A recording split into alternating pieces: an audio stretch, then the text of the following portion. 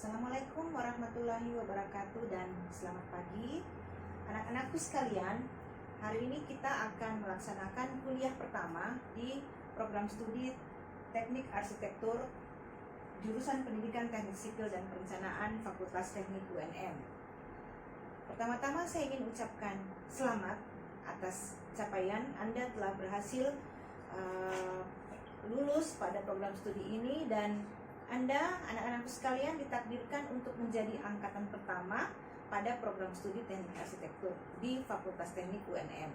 Karena program studi ini adalah baru saja dibuka pada tahun ini, dan Anda terpilih menjadi perintis pada program studi ini. Baik, saya memperkenalkan diri. Saya adalah Ibu Dr. Insinyur Nurlita Pertiwi MT. Sehari-hari dipanggil Bu Ita. Jadi kita terus nanti akan bertemu sepanjang tahun. Mudah-mudahan anak-anakku bisa selesai dalam waktu 4 tahun, tidak lama, dan bisa menjadi arsitek-arsitek muda yang handal dan menghasilkan karya-karya yang spektakuler. Baik, kita mulai pada materi. Ini gambar, ada 3 gambar gedung-gedung tingkat tinggi. Yang ini tingkat tinggi, gedung berlantai banyak. Kemudian ini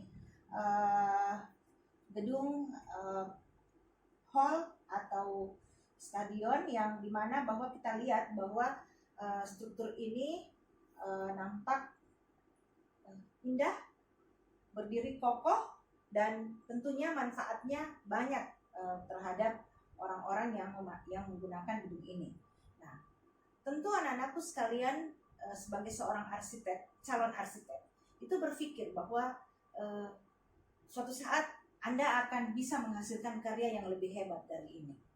Lalu dasar pemikirannya apa supaya kita bisa menghasilkan karya struktur yang hebat dan bisa bermanfaat, tahan lama, bisa bermanfaat, orang yang menggunakannya juga merasa nyaman dan tidak merasa ragu-ragu untuk memanfaatkan gedung ini. Nah, tentunya kita ingin bahwa gedung yang kita hasilkan itu stabil, kuat, dan juga tentunya indah.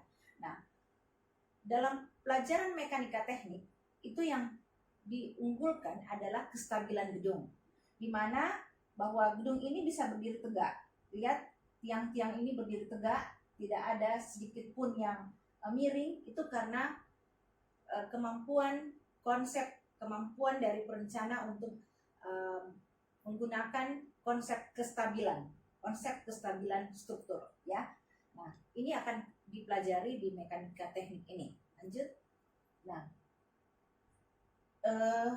sebagai pengantar, ini adalah 16 kali pertemuan. Jadi setiap semester semua mata kuliah akan kami menyajikan 16 kali pertemuan, dan materi-materi yang akan kita temui nanti pada mata kuliah mekanika teknik itu adalah yang pertama adalah kalian akan diperkenalkan dengan jenis-jenis struktur, kemudian gaya, pembebanan, tumpuan.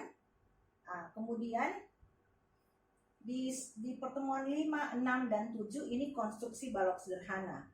Ini memang agak berat sehingga kita harus selesaikan dalam 3 kali pertemuan, dan nanti anak-anakku akan mendapatkan tugas hitung-hitungan yang mungkin sedikit membuat Anda tidak tidur dalam 1 atau 2 hari 2 malam, tapi jangan ragu, Anda akan tetap sehat. Kemudian mid test. Kemudian 9 dan 10 kita akan belajar tentang balok overstack, kemudian konstruksi balok miring, balok gerber, portal, rangka batang, dan tentunya di ujung perkuliahan kita akan bertemu dengan final test. Ya, banyak istilah yang Anda temukan di sini mungkin membuat Anda, anak-anakku, apa ya artinya istilah-istilah ini. Tapi kita harapkan di ujung perkuliahan nanti, di pekan ke-16, pertemuan ke-16, Anda tidak lagi menjadi asing terhadap istilah-istilah ini.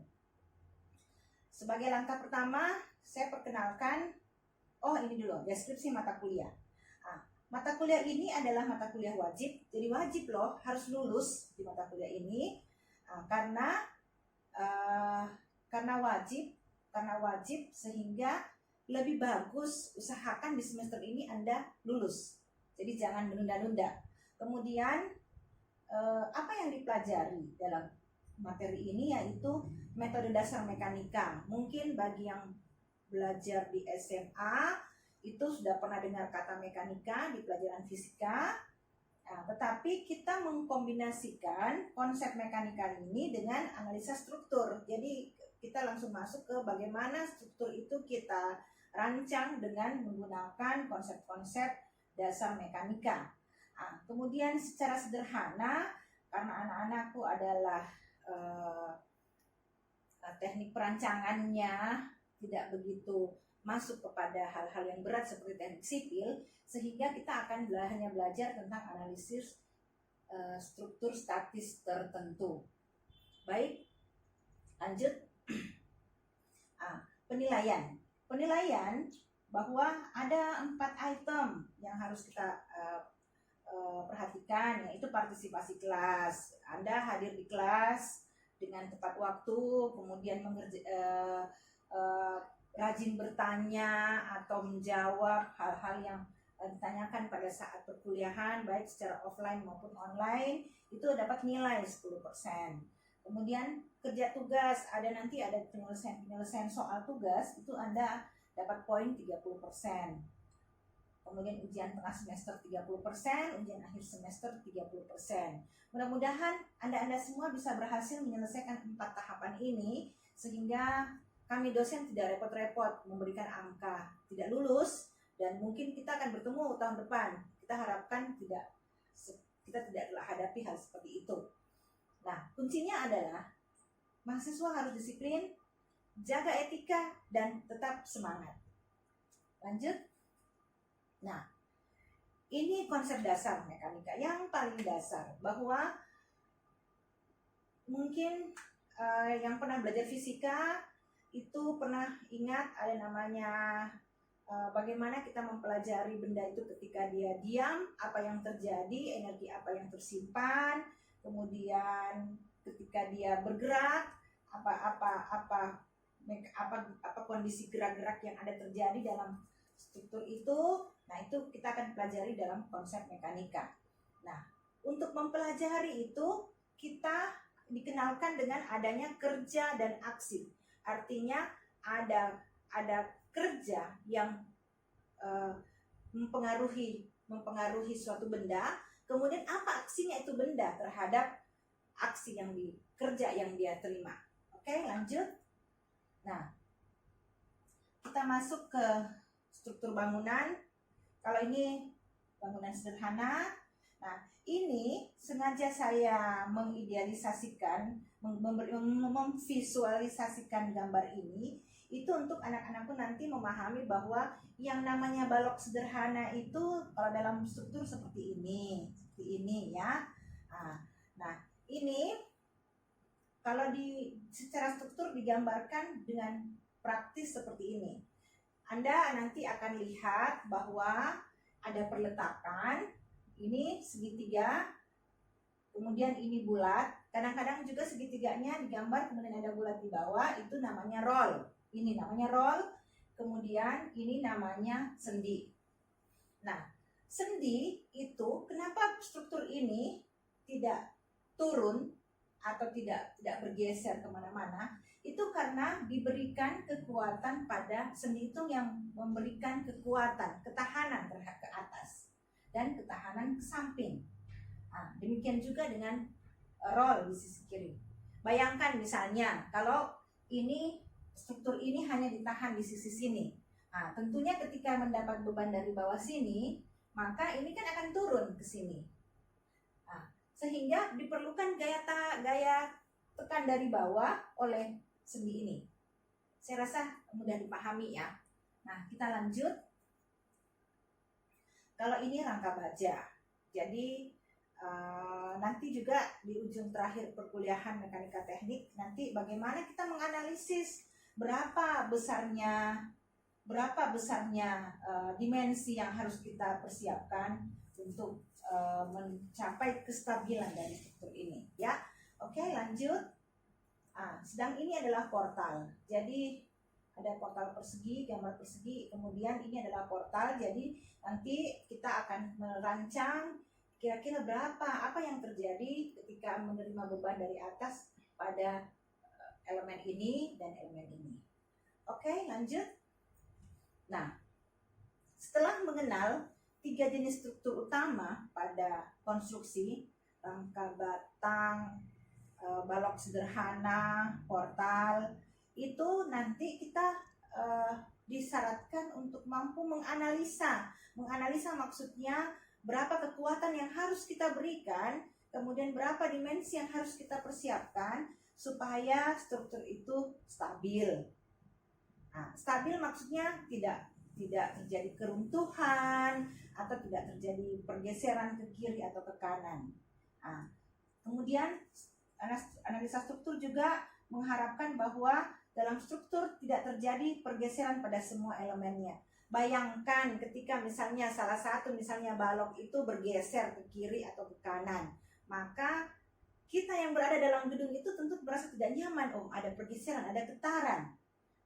Demikian juga tidak terjadi lendutan, ya. Oke, lanjut. Sehingga secara matematis kita akan membahasakan itu tadi, syarat-syarat tadi itu ke dalam 3 persamaan, yaitu sigma horizontal sama dengan 0, sigma vertikal sama dengan 0, dan sigma momen yang terjadi pada struktur itu harus sama dengan 0. Jadi ingat, gaya dari atas sama dengan gaya dari bawah. Gaya dari kiri harus sama dengan gaya dari kanan.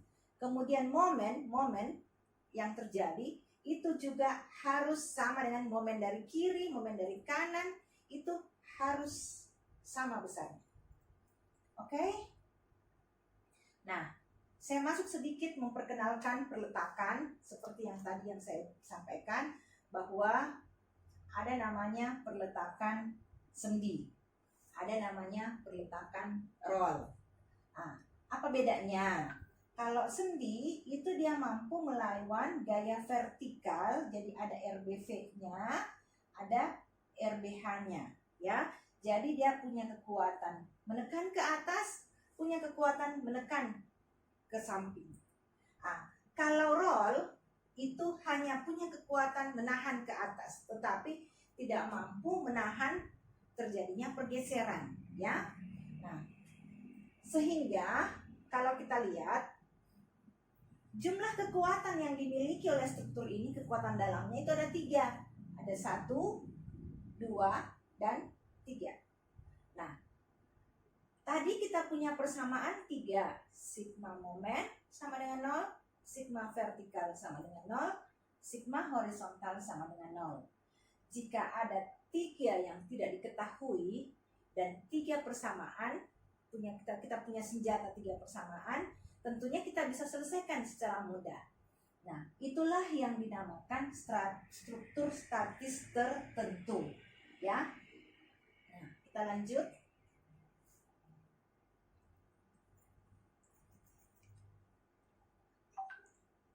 Struktur statis tertentu. Nah, ini adalah struktur konstruksi konsol. Jadi kadang-kadang kita melihat ada konstruksi yang kekuatannya hanya terjepit pada satu sisi, tidak ada kekuatan yang menahan dari sisi ini. Nah, itu adalah konsol.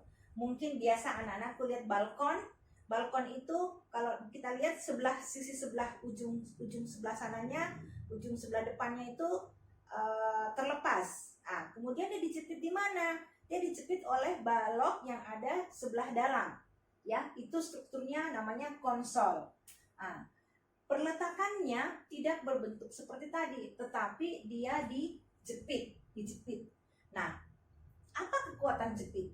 Jepit itu punya kekuatan RAV, punya kekuatan ke atas, punya kemampuan menahan gaya samping, dan punya kemampuan menahan puntiran. Itu sigma momen RMA, ya. Nah, ada 3 lagi, yang kita mau cari, kemudian ada 3 persamaan sehingga kita bisa selesaikan. Ya, lanjut. Nah, ini adalah balok di atas 2 tumpuan.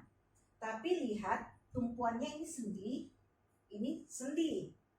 Nah, ini punya kekuatan 1, 2, 3, dan 4. Sedangkan kita hanya punya persamaan 3.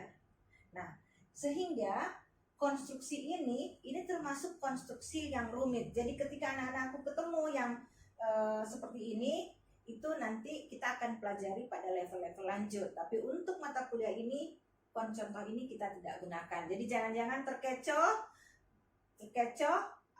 dengan soal, atau kadang-kadang kita salah menulis, salah menggambar, perletakannya roll, kita gambar perletakan sendi, akhirnya kelihatan analisisnya keliru. Jadi hati-hati dalam penggambaran, karena gambar sekecil ini punya makna dalam perhitungan. Ya, oke, lanjut. Nah, saya kira ini adalah akhir dari bahan kuliah di pertemuan kita. Walaupun sedikit, tetapi banyak hal yang harus Anda pelajari, harus Anda kenali bahwa di mekanika teknik ini banyak hal rumit yang harus kita pelajari. Yang utama adalah perkuat pelajaran matematika dan fisika. Matematika yang utama, ya, bagaimana menghitung plus dan minus, bagaimana membuat persamaan, bagaimana menyelesaikan beberapa persamaan, kita bisa melakukan eliminasi. Nah, itu digunakan semua pada pelajaran mekanika teknik. Akhirnya saya ingin menyampaikan kepada anak-anakku bahwa walaupun dengan kondisi pandemi COVID seperti ini, kita harus tetap semangat. Kita belum bisa bertemu secara langsung, tetapi secara virtual kita akan terus bertemu. Saya sebagai dosen mekanika teknik siap menerima keluhan anak-anakku, pertanyaan boleh dengan pesan WA, bertanya silahkan, tapi yang utama adalah tolong pada saat WA jaga etika dan waktu-waktu yang kemungkinan saya bisa menjawab. Akhirnya saya ucapkan terima kasih, kita berjumpa pekan depan, tetap semangat dan terus jaga kesehatan. Assalamualaikum warahmatullahi wabarakatuh.